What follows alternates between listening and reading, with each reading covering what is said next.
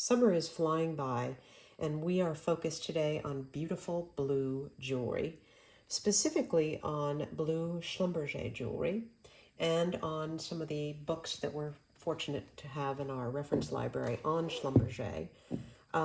First, let's look at these books because they're here and we use them often for reference. These two were published by Franco Maria Ricci. They feature original plates of Schlumberger pieces of his objets and of his jewelry, and they are both signed by Jean Schlumberger. So these books are collectible, but they're also very handy. Here we have a book that was published by the Virginia Museum of Fine Arts, and that is the institution to which Mrs. Bunny Mellon, Mrs. Paul Mellon, donated much of her jewelry collection. The rest of it was sold at Sotheby's, and we are fortunate to have some pieces that Mrs. Mellon owned. In addition to that, we have this book, which is a very good reference book about Jean Schlumberger, and others. But let's comb through these pieces today. We've thrown in a couple of other pieces of very pretty blue jewelry, which we feel complement the Schlumberger pieces.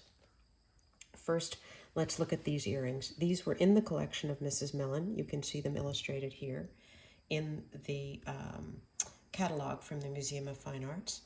And these earrings are really fabulous. The style is called liseron, Liseron, which means it's a very pretty vine, but it actually means bindweed, which is not very glamorous.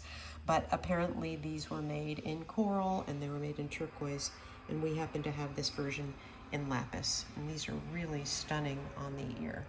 And they feature this lovely motif for which Schlumberger is known, this either starfish or flower, and then these thistle components, which are very commonly found in Schlumberger pieces.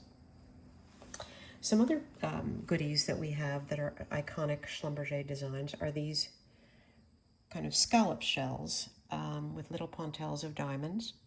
And these feature the enamel work for which Schlumberger was best known, the guilloche or the paillonné enamel, which he used in those iconic Jacquio bracelets, which we've had over time and which people collect.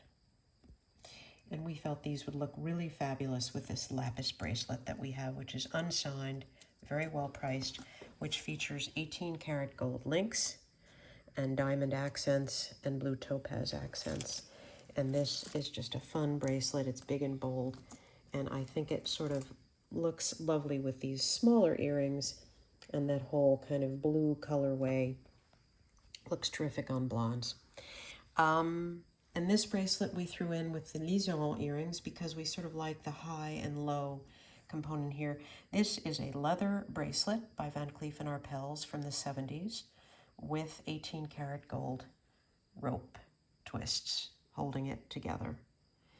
And as mentioned just now, we love that whole kind of high-low leather with very fine piece. Makes a great statement. And then let's segue over to this piece, which is a fabulous, iconic piece by Jean Schlumberger. And this is pictured here with its mates. This is the Schlumberger dolphin pin. This one features sapphires and emeralds and ruby eyes. And this is the pin that Richard Burton gave to Elizabeth Taylor when she was making the Knight of the Iguana. And this is a really iconic, fabulous pin by Schlumberger. You can see that this is a good 3 inches long. So it's a nice statement pin. It can be worn like this, like this, like this, depending on your mood. And there you have it. If you ever need reference on any Schlumberger pieces, please call us. We collect Schlumberger, and we hate to part with these pieces, but we do have them for sale. Thank you for watching.